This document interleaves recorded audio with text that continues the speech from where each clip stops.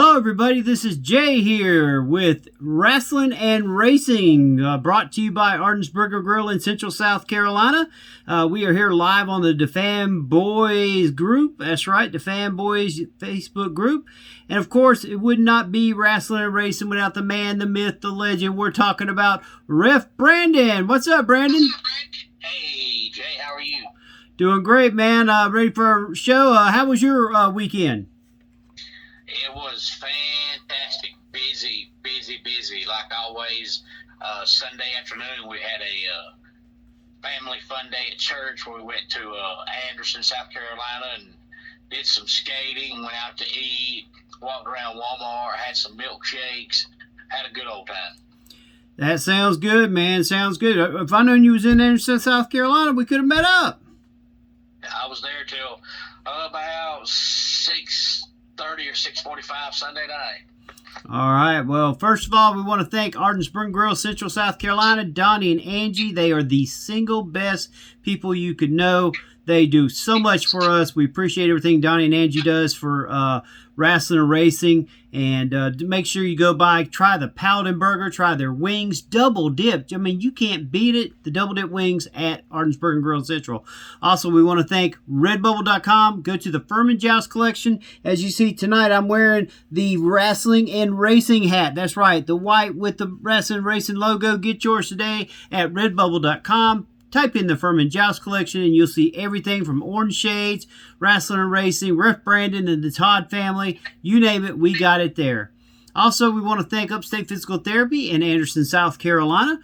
David and Jimmy and all of them over there, they are such a great group. They've done so much for us. We want to thank you for what you do. All right, Brandon, let's go straight to NASCAR. Great race, Talladega. I mean, wrecks everywhere. And what was your thoughts on this race? Well, it's about what you always see at Talladega or Daytona. You know, you and I talk about it all the time. Those are the two racetracks where just about every time they go there, there's always some kind of huge wreck. And if you're able to avoid that wreck, you've got a pretty good chance to win the race. And that's why we've seen so many drivers win at Talladega and Daytona that never win anywhere else because they just had good luck. They just happened to miss the wreck and they win the race. And then Sunday at Talladega, we had, I believe they determined a 28-car pileup, which was the largest wreck in NASCAR history. And you only have 39 or 40 cars. So when you have 2/3 of the field that get taken out in a crash, if you miss that wreck, you've got a pretty good chance to win the race. And Sunday we had somebody that's not won very many times in his career, but he was able to avoid the wreck and he won the race. We're talking about Ricky Stenhouse Jr. I tell you, I think Stenhouse did a good job of just staying clear. My guy Ross Chastain was leading several times in the race and just could not get it through. Ended up being in the wreck there towards the end. But let's go through the rankings as of right now as they get ready to go to Charlotte's Oval. That's right. The craziness of road racing seems to be hitting every track. Me, for one, I'm not huge on it, but, you know, hey, who am I to say? But right now, we got William Byron in first position, followed by Christopher Bell, Kyle Larson, Denny Hamlin, and Alex Bowman ring out your top five. And then the final three that are in it right now is Ryan Blaney, Tyler Reddick, who both of us said we thought would win it all, and Chase Elliott is in eighth.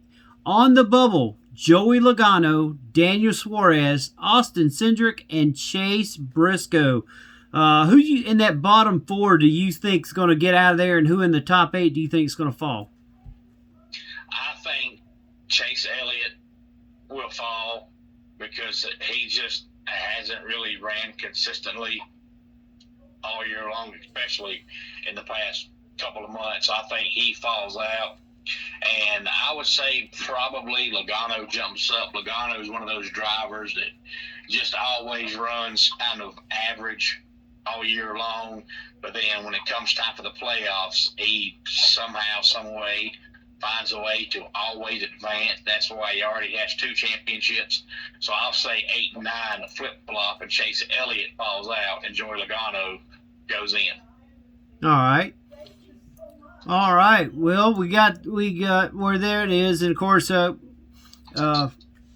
winner was not available for the points thing. So I tell you what, I think that it's going to get really, really crazy right now. Below the cut line, Ty Gibbs, Martin Truex Jr., Brad Keselowski, Harris Burton, Ross Chastain, Chris Buescher, Bubba Wallace, Kyle Busch, and Carson Havagors, and is there right there. And Stenhouse is only in 24th place, even with the win. That just shows you how far he was down. He only gained 3 spots with the win this weekend. Yeah, he's had a pretty abysmal year. All right, well, we go from there to pro wrestling. First thing we want to do is Ref Brandon, how was your wrestling this past weekend? But tell us a little bit about what you're going to be doing this coming weekend. This weekend, if nothing happens, I plan on having 2 shows. The high school football team that I covered on the radio is off this week, so I plan on going to SCA, which stands for Square Circle Action Wrestling, on Friday night. They're having one of their biggest shows of the year. This one is called Fighter Web. It'll feature a gauntlet for the SCA championship, and their doors open at 7:30. Their bell time is 8 o'clock.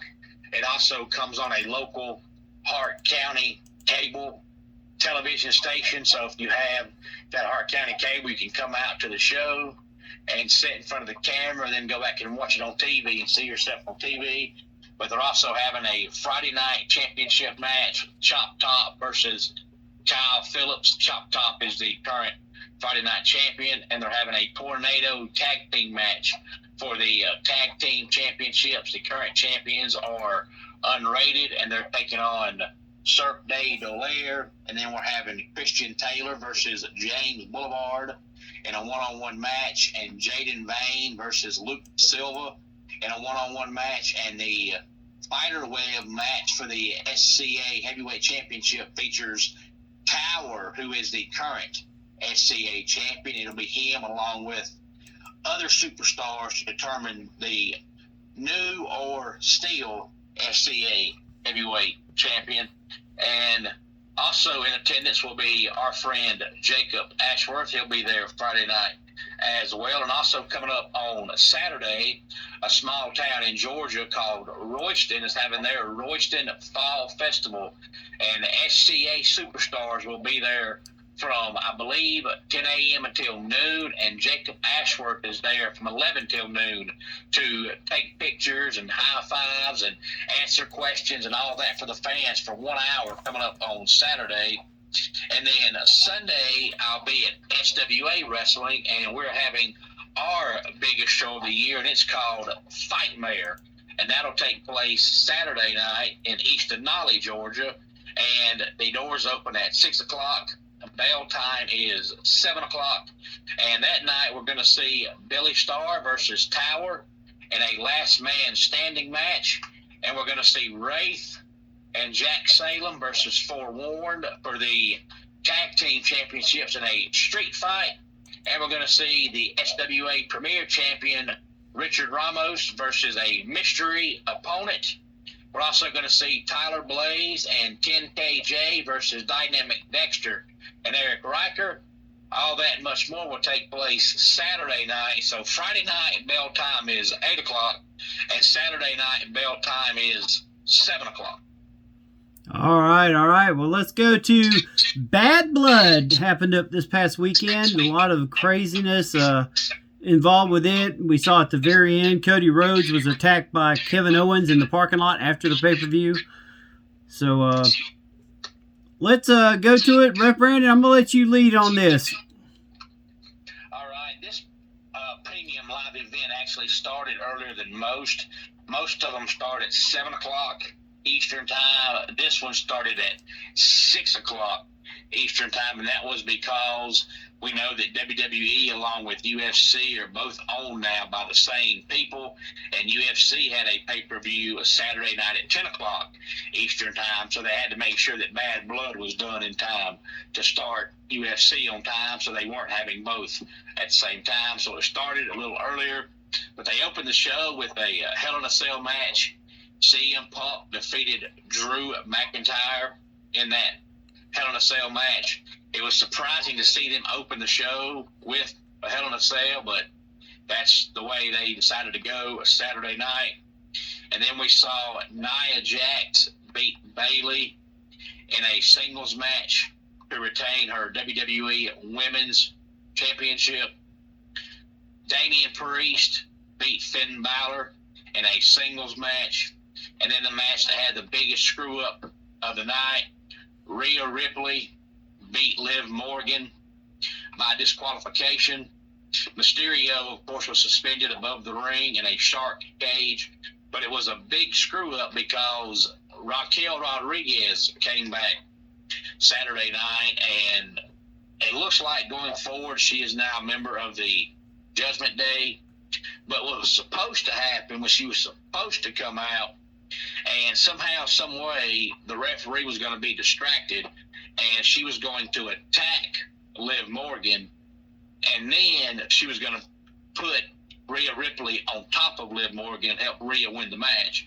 But Raquel came out way too soon, so the referee seen her do the attack, so the referee had no choice but to off the disqualification, and then Raquel had no idea the match was over, so she still put Rhea on top of Liv, which just made Raquel look absolutely foolish. But you'd think somebody backstage would have stopped her and said, wait a minute, it's not time yet. But apparently everybody backstage missed it.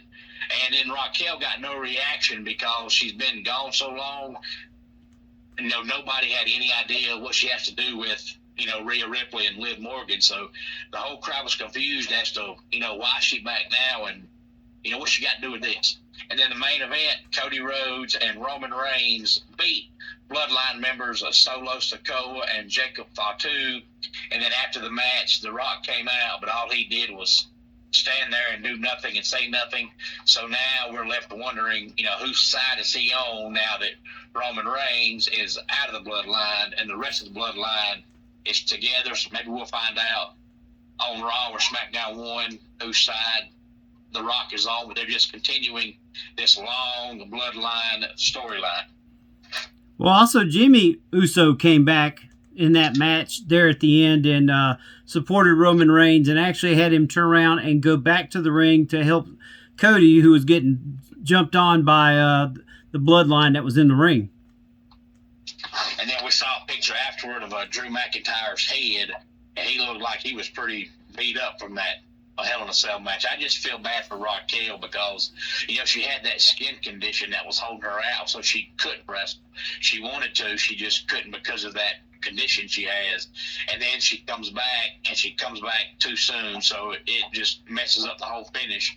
But then she got no reaction because nobody in the crowd had any idea, how does Raquel tie into this whole thing. Maybe it would have made more sense to have her come out on Raw or SmackDown and then, attack Liv in a promo and then say, hey, I'm the Judgment Day, instead of just coming out there in the middle of the match when you've been gone so long. Nobody has any clue, what you're doing and why you're there in that spot. All right. Well, Brandon's got us all caught up on WWE. Of course, Raw will be coming on here shortly.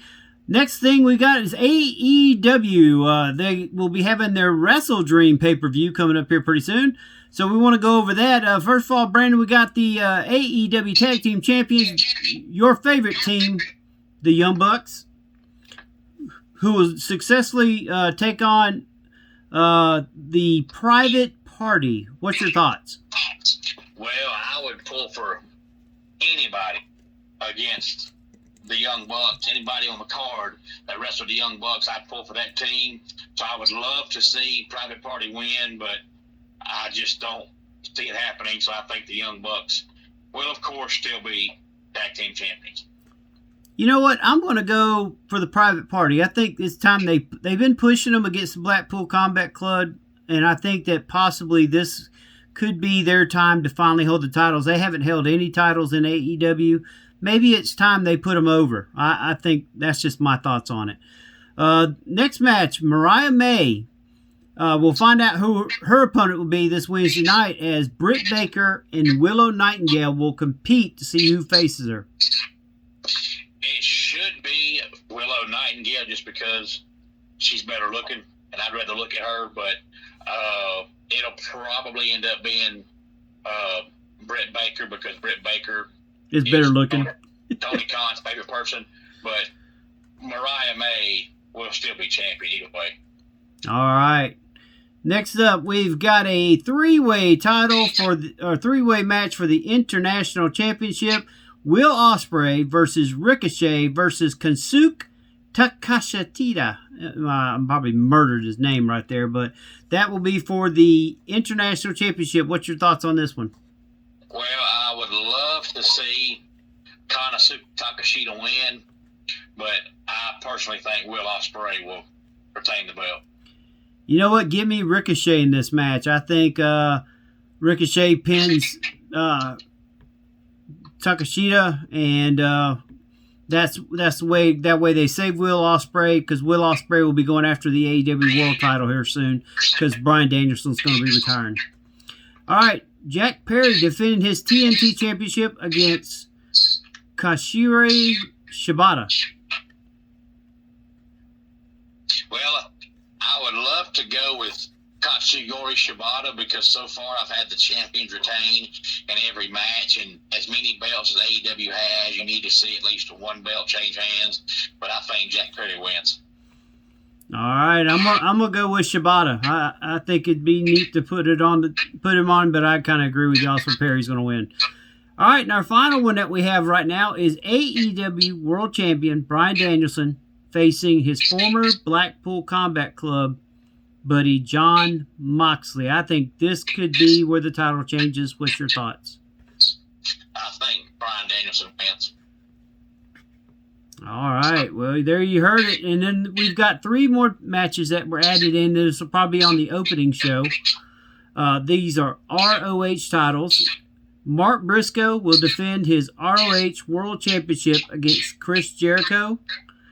Jericho held the ROH World title back in 2022, while Atlantis Jr. and Brian Cage will face off for the ROH World Television Championship. So I think that's good to put the ROH titles up on the line, get them in there. And what's your thoughts, Brandon, on those last two? Well, I'll say Brian Cage wins, and I'll say Mark Briscoe wins, and I'm tired of seeing Chris Jericho. I don't give a darn what character he's playing. I'm just tired of seeing Chris Jericho. But what I saw last, I had the Atlantis Jr. and Brian Cage match on the pre-show. So maybe Mark Briscoe and Chris Jericho will be on the main card. I guess we'll find out this upcoming weekend. But the last thing I saw had Atlantis and Brian Cage on the pre-show and Mark Briscoe and Chris Jericho on the main card, along with Darby Allin and Brody King, who are just having a regular singles match with no title on the line. Exactly. All right, folks. Well, that's it for this week. Ref Brandon, tell us where they can find you each and every week. You can find me each and every week and almost each and every day on YouTube at Ref Brandon and the Todd family. Make sure you spell out 6 full words, not one long word, and spell out the word. And the channel has actually been growing some recently, which I love to see. I do not make any money on the channel. It's 100% free. I've made no money doing it, but I enjoy doing it, and it's also more enjoyable doing videos when people are watching, putting a video out, and then nobody watches it. It's not fun, so I have enjoyed seeing my video count go up, and I have enjoyed seeing the number of subscribers go up here recently. I've been trying to do more live videos. I'm just so busy. It's hard to do, but it does seem like your channel numbers go up when you do live videos because I guess people enjoy being able to interact with you. Yep. So I've tried my best to do at least one live video per week here recently. Matter of fact, I did a live video earlier today. So it's helped out the numbers substantially doing it. I'm just so busy. I can't do a live video every day, although I wish I could. I just don't have time to unless I do one at 3 o'clock in the morning, and I don't know if anybody would watch at 3 o'clock in the morning. But so I have enjoyed seeing the channel numbers grow up and the live video count go up and the number of subscribers go up. So I appreciate all the ones that watch. It's mainly college football and wrestling, but I do talk baseball, basketball, NASCAR, and then I do top 10 countdowns. That could be about anything at all. But right now, with it being October, which is a Halloween season, most of my top 10 countdowns this month, if not all, my top 10 countdowns this month will be about Halloween in some sort of kind of way.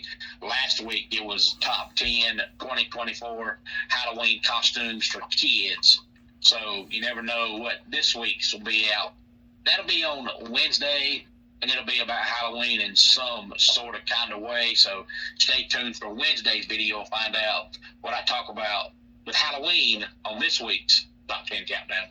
All right. We want to thank Ardensburg Grill in Central South Carolina. We also want to thank Upstate Physical Therapy. We also want to thank Pepsi Cola. We want to thank everybody at Greenville Sports Media. And once again, we want to thank Brett Brand for coming on. This has been Rasslin and Racin. We'll see you next Monday night.